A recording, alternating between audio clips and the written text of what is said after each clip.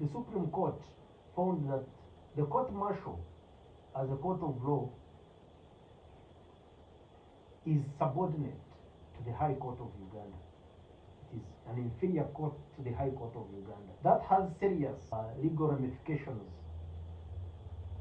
on the proceedings before the court martial.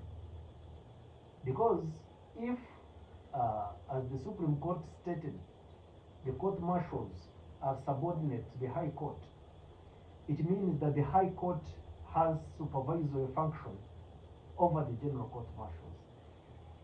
That means that all proceedings before the court martial are subject to the supervisory power of the High Court of Uganda.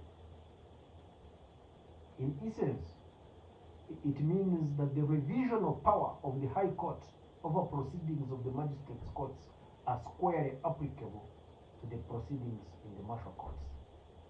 Now, this is very important because court, as I have explained, did not annul the convictions, the sentences previously rendered by the court martials. Now that the court has confirmed that the High Court has power over proceedings in the court martial, now that the Supreme Court has ruled that the court martial is actually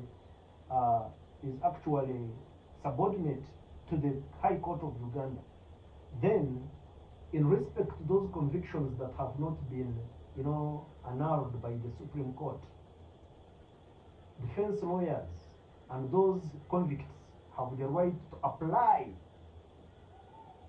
to the High Court to revise those decisions previously made by the court martials. It is through the exercise of the revisional power of the High Court as a court to which the general court martial is subordinate that those convictions, those sentences can actually be set aside for being illegal. So not all hope is lost.